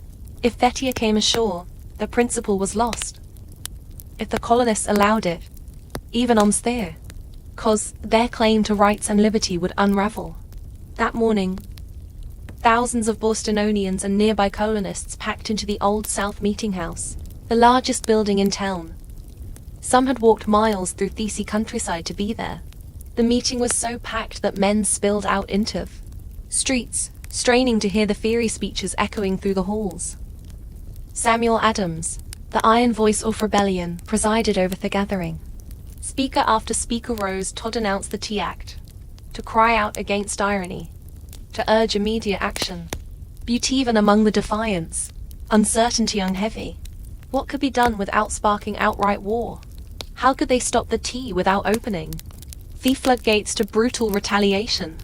As the afternoon wore on, riders galloped in with grim news. Governor Thomas Hutchinson remained unmoved.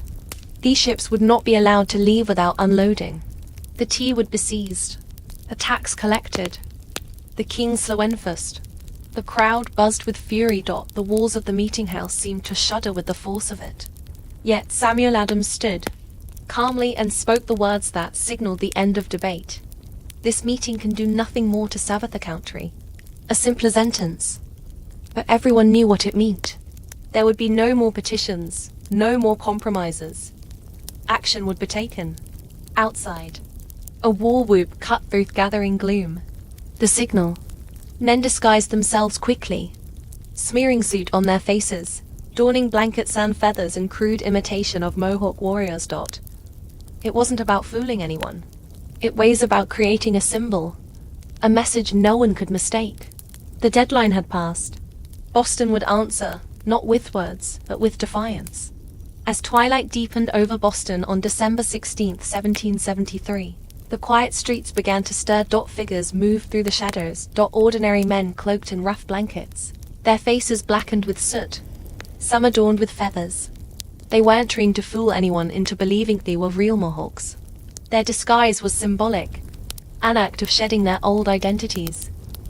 off taking a stand as something new, something fierce. By the dozens they made their way to Griffin's Wharf, where the 3 tea ships, the Dartmouth, the Eleanor, and the Beaver, lay anchored. The harbour water churny cold and dark beneath them, thick with the sharp bite of winter air.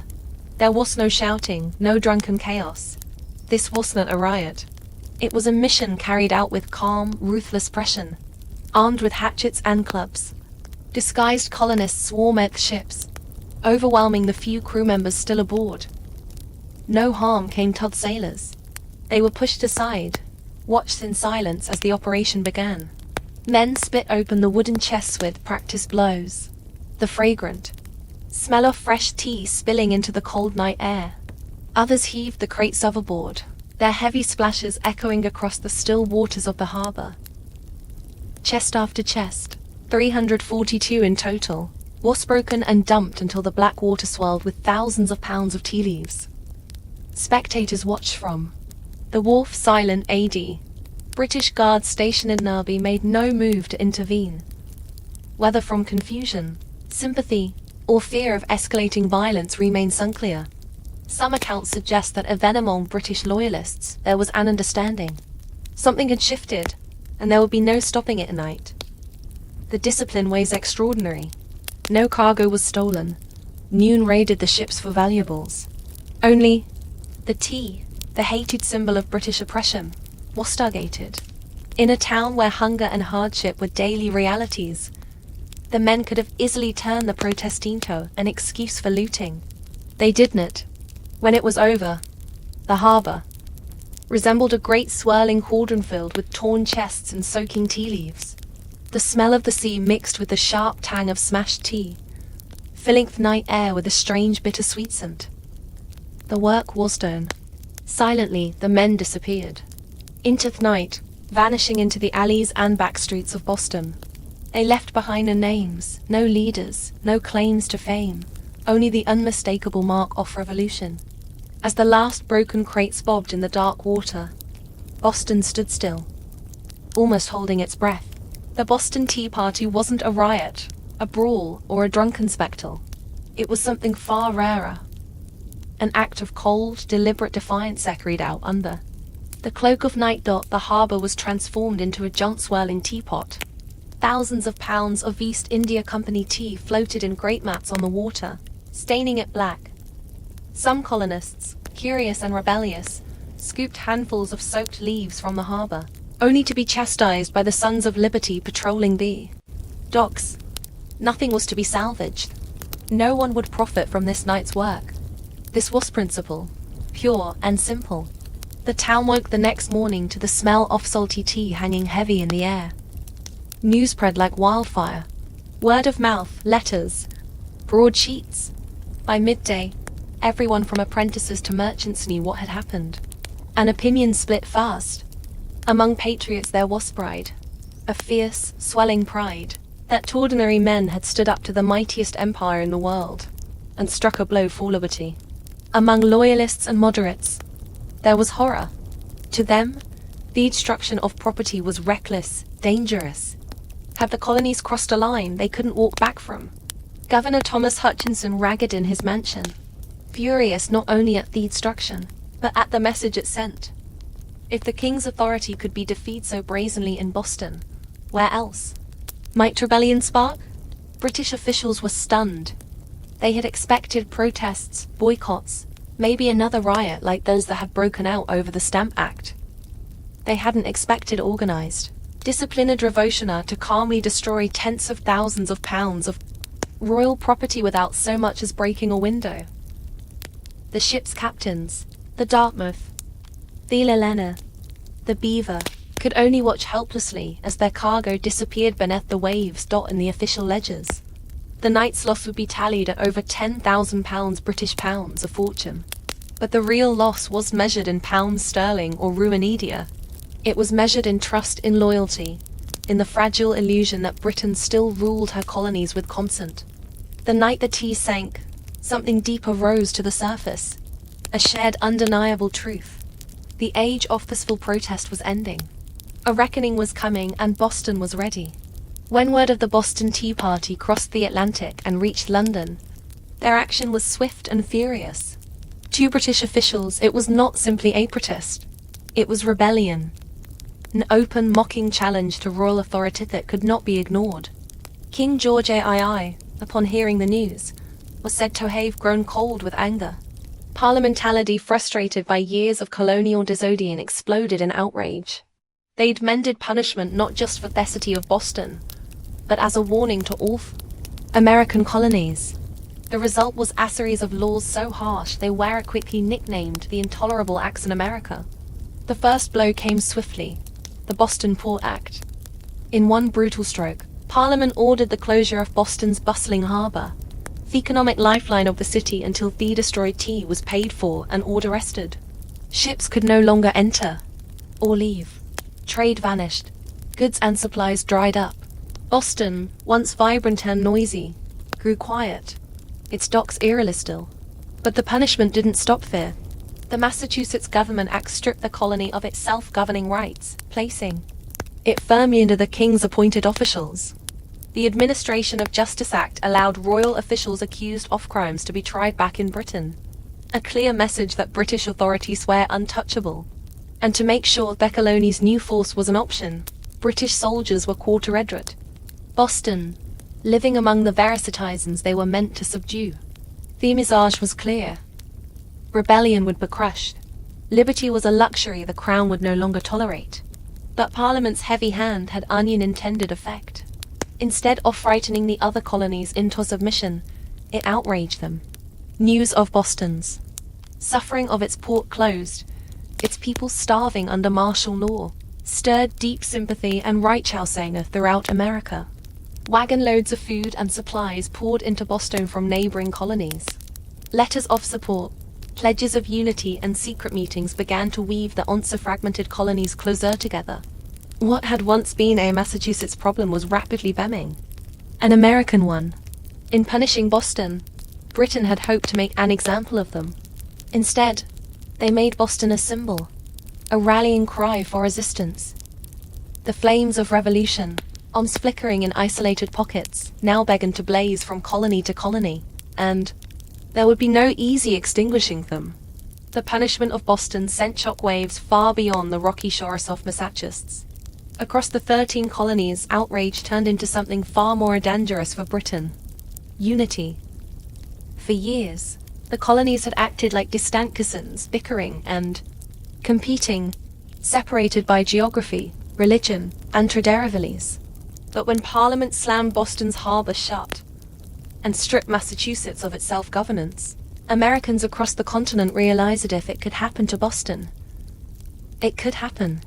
Tonyon, from Virginia to Pennsylvania, South Carolina to New Hampshire, their response was swift. Colonists sent wagons full of food, supplies, and letters of solidarity to the suffering people of Boston. Town meetings buzzed with anger. Newspaper printers worked day and night to spread the news. The fight was no longer Boston's alone. It was Severians. And so, in September 1774, something unprecedented happened. The First Continental Congress convened in Philadelphia. For the first time, representatives from 12 of the 13 colonies gathered under one roof to discuss a unified response. Men like George Washington, Patrick Henry, John Adams, and Samuel Adams, once merely original figures, now stood together as architects of a movement that was growing larger by the day. Their goal, at least officially, was not yet full independence. Most still hoped for reconciliation, for a return to the old relationship of mutual respect under the British Crown. But beneath the polite debates and carefully worded petitions, a deeper understanding was taking root. The colonies could no longer afford to stand separately.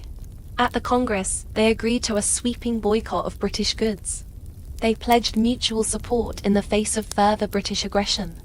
And they made it clear any attack on one colony would be considered an attack on all. In taverns and meeting houses across the continent, ordinary people began using words that had once been whispered only in private: unity, resistance, liberty. In bringing the hammer down on Boston, Britain had imagined it would crush rebellion. Instead, It had welded the colony Estiga into something far more dangerous. A people who, despite their differences, were beginning to think of themselves not as scattered provinces, but as Americans. The winds of revolution were no longer just stirring, were gathering into a storm. And it was too late for Britain to stop it. The night the tea sank into Boston Harbor, it wasn't just crates that were destroyed. It was the illusion that the American colonies could remain loyal subjects forever. The Boston Tea Party lit a spark that no king, no army, no distant parliament could ever snuff out. In the months that followed, that spark caught fire across the colonies. What had once been protests, boycotts, and polite petitions hardened into open resistance. Town militias began drilling openly, storehouses filled with powder and shot. Men who had once toasted King George III in taverns now whispered about revolution. Under the same roofs, Boston became a symbol of sacrifice. Battered but unbowed. The more Britain tried to tighten its grip, the more the colonia slipped through its fingers. Every ship that sailed past that closed, silent harbor of Boston was a silent reminder that tyranny had met its match in American defiance. When Parliament passed the Intolerable Acts, they intended to make an example out of Boston to scare the other colonies into submission. Instead, they had created a martyr city, a rallying cry. From Georgia to New Hampshire, colonists realized that their fates were tied together. Resistance was no longer about tea. It was about survival, identity, freedom. By the spring of 1775, the tension reached a boiling point outside Boston. In the villages of Lexington and Concord, British troops sent to confiscate illegal weapons instead found armored farmers, ordinary men ready to defend their rights with musket fire. The first shots of the American Revolution rang out, a direct line traced back to the moment when men chose principle over profit and dumped a fortune's worth of tea into their harbor. The Boston Tea Party showed fuel that revolution doesn't always announce itself with trumpets and banners. Sometimes it starts quietly with a small group of determined people standing in the cold, choosing defiance over fear. In dumping the tea, the colonists weren't just rejecting attacks. They were rejecting an empire. And though the road ahead would be bloody, bitter, and uncertain, one thing had become clear that night in Boston Harbor. The American colonies were no longer loyal subjects. They were something new, something dangerous. They were revolutionaries, and they were just getting started. All before the towering pyramids of Giza, before Mesopotamian cities buzzed with life, before Stonehenge stood against the sky, there was Corral, hidden away in the dry valleys of coastal Peru. Corral rose in silent majesty nearly 5,000 years ago, then faded into near complete oblivion, swallowed by sands and forgotten by history.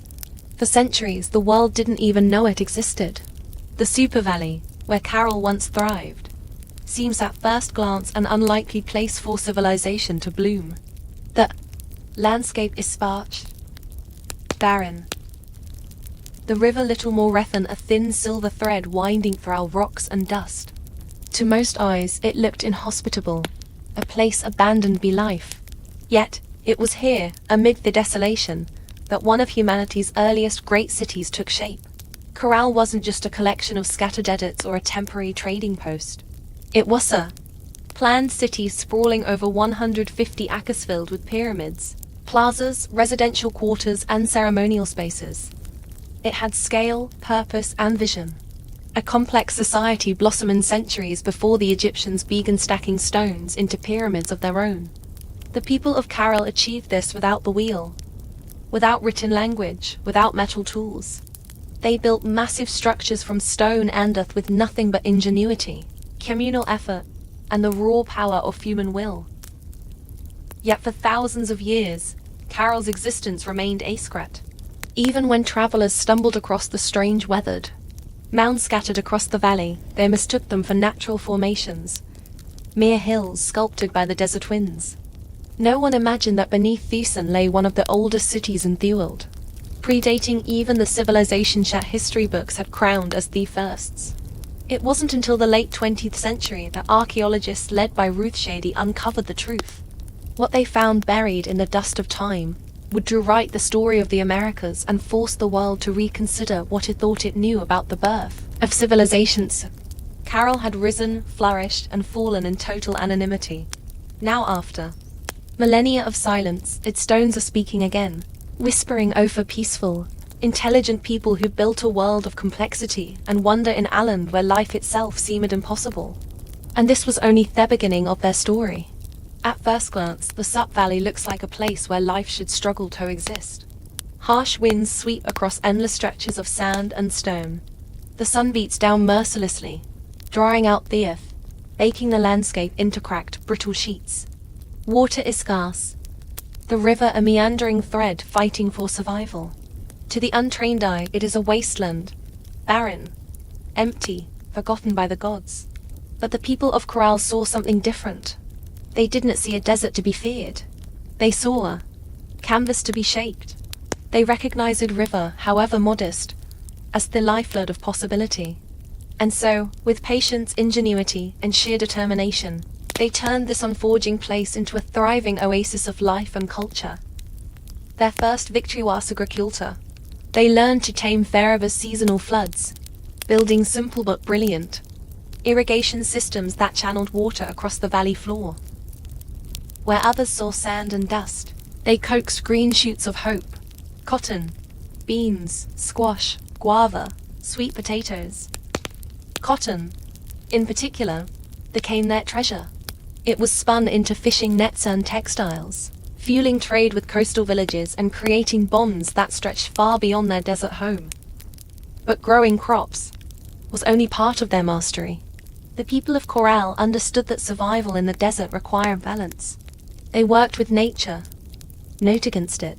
They built their homes and plazas from stone and earth, designed to withstand both scorching heat and the punishing rains that occasionally swept through the valley. They studied stars and seasons, planning their harvests with the precision of master astronomers. Trade became the veins and arteries of Corral's economy. Dried fish, cotton, fruits, and handmade goods flowed up and down the coastal in exchange. Carol received exotic goods, colorful shells from the Pacific, rare stones from the Andes, ideas from distant peoples. They were not isolated, they were connected. In a land where survival seemed impossible, Carol thrived throughout intelligence, innovation, and community. They didn't conquer Thiedsat with brute force. They partnered with it, learning its rhythms, respecting its power. Building a society was not just functional, it was extraordinary. Against the odds, Carol blossomed into a beacon of civilization. And it was only beginning to rise. Rising out of the desert like ancient guardians, the pyramids of Corral defy everything we thought we knew about early civilization. In the Americas, these were not small, crude structures built by primitive hands. They were a massive, deliberate works of architecture created by a people with vision, organization, and ambition. The centerpiece of the city was the Pyramid Maya, the largest of Corral's monumental structures. It stretched more than 450 feet in length and towered nearly 60 feet above the desert floor, a feat of engineering on par with the early wonders of the ancient world. Built from stone, mud, and woven reed bags filled with rocks, the pyramid was designed not just to endure the harsh climate, but to withstand the punishing earthquakes that occasionally rattled the region. And endure it did, standing resilient against wind and time for nearly 5 millennia. But the pyramids of Carol were not tombs. Unlike the massive burial complexes of Egypt, Carol's pyramids served a different purpose. They were centers of ceremony, power, and public life. Temples and gathering space crowned their summits, accessible by broad, elegant staircases. Fires once burned atop these platforms and rituals were held beneath the endless Peruvian sky. At the foot of the pyramids, vast plazas opened up, sunken and circular, inviting thousands to gather for religious ceremonies, political meetings, and communal celebrations. The very design of Corral's cityscape suggested a society that prized community and order, a people deeply connected to one another and tough cosmos around the pyramids. Smaller residential complexes fanned out, likely home to priests, administrators, artisans, and farmers. The pyramids themselves seem to have been strategically placed, aligned with celestial events, sunrises, solstices, the cycles of the stars. Tough people of Corral, architecture was just practical. It was spiritual, mathematical, cosmic. Walking among viewed stones today, it's almost impossible not to feel a strange sense of awe. These structures were raised without metal tools, without the wheel, without beasts of burden. Yet, they rose with symmetry, scale, and staggering precision. The Great Pyramids of Corral were not built for vanity, nor for war. They were built to connect. Earth and sky, community and cosmos, humanity and eternity. And they still whisper across sands, telling a story that refuses to be forgotten. Among the ruins of Corral, there is something profoundly different. Something that sets it apart from so many ancient civilizations. No weapons have been found buried beneath its sands. No defensive walls circle its plazas. No mass graves hint at bloody conquest or internal strife. Unlike the kingdoms that rose and fell through war, Corral was a society built on peace. It's a revelation that defies expectations. Here was a civilization that flourished not through violence, but through cooperation, trade, and shared belief. The people of Corral seem to have invested their energy not in armies or fortresses, but in architecture, astronomy, music, and communal life. Their plazas and pyramids weren't monuments to victory over enemies. They were centers of celebration, worship, and governance. This was a civilization that chose to gather rather than conquer, to negotiate rather than destroy. Trade was the lifeblood of Corral's success.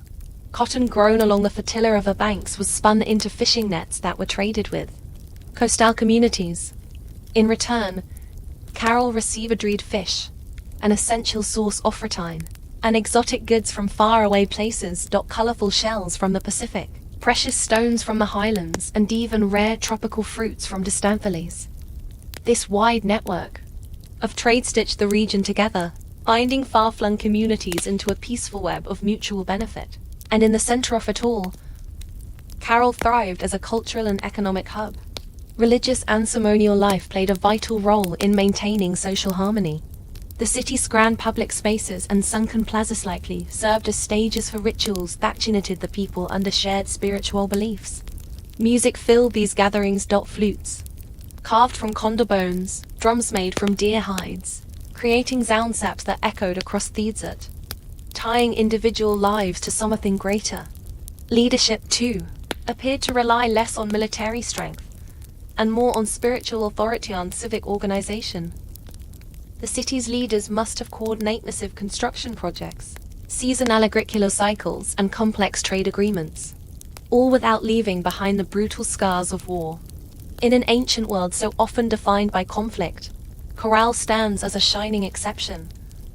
A reminder that civilization does not have to rise on the broken backs of the conquered. It can instead be built by the quiet power of collaboration, creativity, and trust. At Corral, the stones still seem to hum with echoes of a world long gone. It was not just a city of buildings and trade.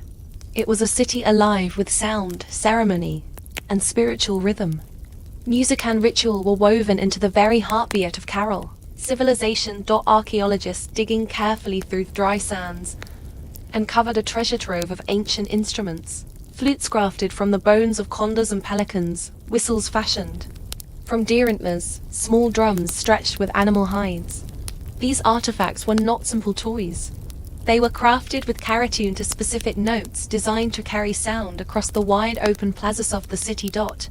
In a world without written language, music spoke the language of the soul. Imagine it. The low thrum of drums rising at dusk, flutes keening like beads at wind, feet stamping on the sunken plazas as hundreds gathered under thefting light. Fires would crackle at top pyramid platforms. Priests dressed in intricate woven garments would chant to the gods of the river, the earth, Vestas. In those moments, Corral was not just a city. It was a symphony.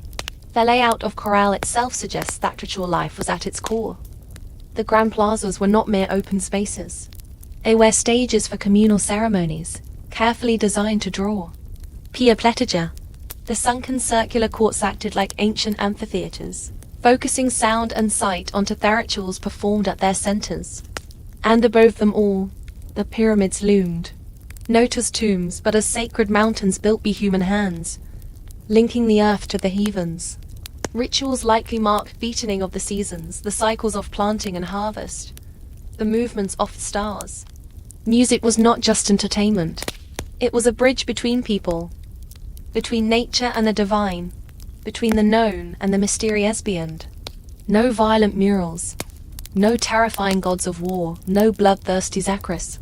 In Chorale, the spiritual world seems to have been one of harmony, celebration and reverence. Even today, when the desert wind whistles through the ruins, you can almost hear it. The faint strains of ancient music, the forgotten songs of a people who found beauty, meaning and connection in the heart of the harsh, endless sands. Carol wasn't just a place of music, trade and ritual. It was a marvel of engineering, a testament to human ingenuity in one of the harshest landscapes on Earth. Without metal tools, without the wheel, without draft animals, the people of Carol shaped a city of stone and earth that has endured nearly 5,000 years. Their achievements were astonishing.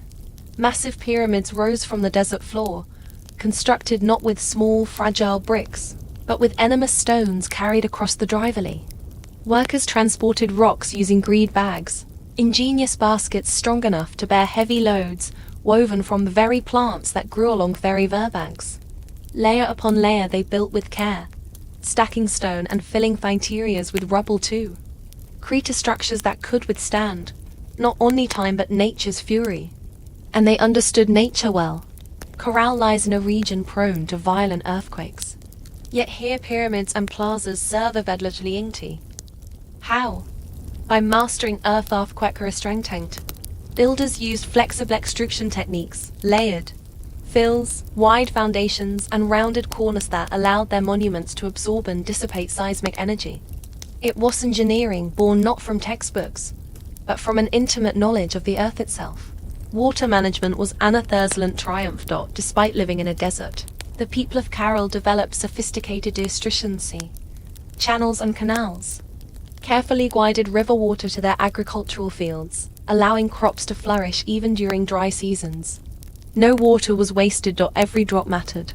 The layout of Chorale itself reflected brilliant urban planning.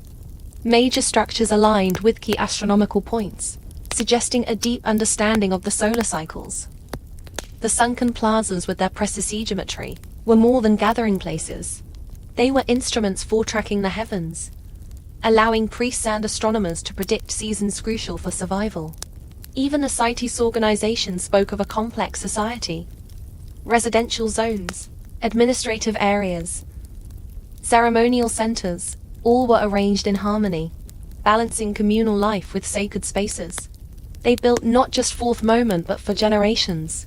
Today, as modern engineers marvel at Chorale's resilience, they are reminded that greatness is not measured by technology alone.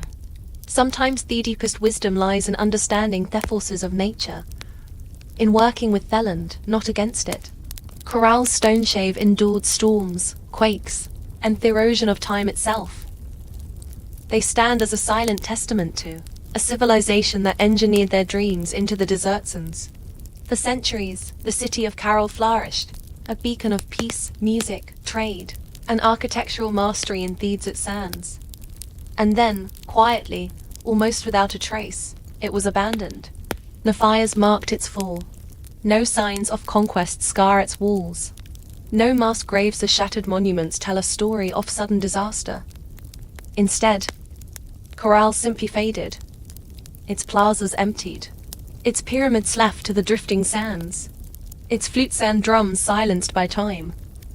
Why did they leave? That question still lingers like a ghost across the Super Valley. Some scholars believe that environmental change struck the final blow. Evidence suggests that a long period of drought may have crippled Chorale's agriculture. Without the river's life-giving waters, the fields would have withered. Trade networks dependent on surplus cotton and food would have faltered. The careful balance Chorale had maintained with its harsh environment may have finally tipped beyond repair. Other theories point to shifting trade routes. As neighboring cultures grew and new centers of power emerged along the coast and inland, Carol's influence might have diminished. Perhaps the goods they once supplied, cotton, fish, produce, were no longer enough to sustain their role as a dominant city. Slowly the lifeblood of commerce drained away. Still others whisper of internal decline. Without written records, we can only imagine political struggles, religious upheaval, or simple exhaustion after centuries of growth. Even peaceful societies can fracture under pressure when survival becomes stake. Whatever the cause, the departure seems to have been gradual, not sudden. Families likely drifted away one by one, seeking more fertile valleys, stronger rivers, new beginnings. Children who once ran across Corral's plazas grew up telling stories of a lost city behind them. Stories that would eventually fade into legend. The desert reclaimed what humans had built. Winds carried fine sand over stone temples. Flutes lay buried beneath shifting dunes. What had once been a humming, vibrant civilization became a field of silent, sleeping mounds. For nearly 4,000 years, Corral remained hidden, a whisper beneath the sands waiting. Today, as archaeologists scarcely uncover its stones, the question still burns. How does a city so advanced, so beautifully crafted, simply vanish? Perhaps the truth is that even the greatest civilizations, no matter how wise or peaceful, are still fragile, threads woven into the tapestry of time, forever vulnerable to the unseen for soft change. For millennia, Carol lay forgotten, buried beneath the silent sands of the Super Valley. Travelers passed the strange rounded hills that dotted the landscape, never suspecting that beneath their feet lay the ruins of a civilization older than the pyramids of Egypt. To them, these were just natural formations, mounds shaped by wind and time. It wasn't until the late 20th century that the world would finally hear Carol's voice again. In the 1990s, Peruvian archaeologist Ruth Shady led a team into the Soup Valley, driven by curiosity and a growing sense that these hills might hold secrets no one had yet uncovered. What they found would rewrite the story of human civilization in the Americas. Layer by painstaking layer, the sand was brushed away. Beneath it emerged walls of carefully cut stone, grand staircases, sunken plazas, pyramids, a city far older than anyone could have imagined. Urban dating confirmed it unbelievable. Corral was over 4,600 years old, thriving at the same time as earlier civilizations in Mesopotamia and Egypt. It was a discovery that shook the foundations of archaeology. Before Carol, scholars believed that civilization in the Americas developed. Much later, shadowed the great empires of the Old World, Corral changed everything. It proved that the Americas had birthed monumental architecture, complex urban life, and social organization independently long before the rise of the Incas or the mere roof. Shady and her team found not just stone and rubble, but the remnants of life, musical instruments, fishing nets, textiles, ancient knot records, and even offerings made to the gods. Each artifact told a story of a people who had built a society with vision, intelligence, and profound creativity. Carol's rediscovery was more than an academic triumph. It was a resurrection. A civilization that had slept beneath the desert for thousands of years now stood revealed under the open sky once more. Its plazas kissed by the same winds that had once carried the sounds of flutes and the laughter of children. Today, Carol is recognized as a UNESCO World Heritage Site, a fragile, priceless link to humanity's early streams of building, belonging, and believing. The sands had hidden Corral well, but in the end, the stones lingered, waiting for someone to listen, to see, to remember. Carol stands today as a silent giant, a reminder that civilization's roots stretch far deeper than we once believed. Among its pyramids and plazas, the ancient stones whisper a story that shapes our understanding of humanity's journey. A story not of conquest and bloodshed, but of harmony, ingenuity, and hope. Long before the towering empires of Greece, Rome, or even Egypt, the people of Corral were building cement and track. They raised pyramids without the wheel. They mapped the stars without written records.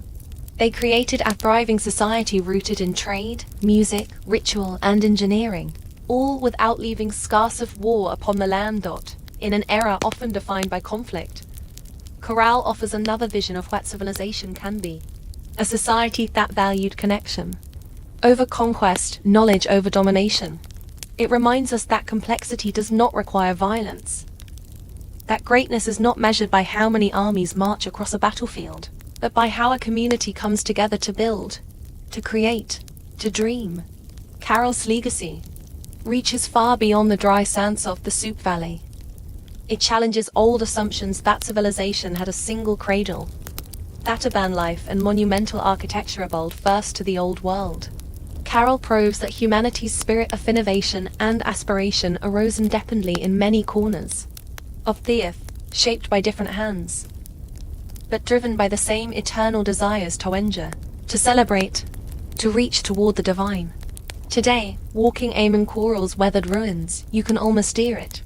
The pulse of drums, the low hum of flutes, the murmur of traders bargaining in the plazas, the laughter of children racing through stone alleys under a sky of endless stars. Their lives, their dreams, their stories are still with us, etched into the bones of the earth. Carroll teaches us that even when civilizations fall, their spirit can endure, sleeping under sands, waiting to be remembered, waiting to inspire again. In the great timeline of human history, Corral shines not just as a relic of the past, but as a beacon for the future. A reminder that even in the harshest deserts, even under the heaviest sands, the seeds of wonder, wisdom, and peace can take root and build a world that reaches for thesters.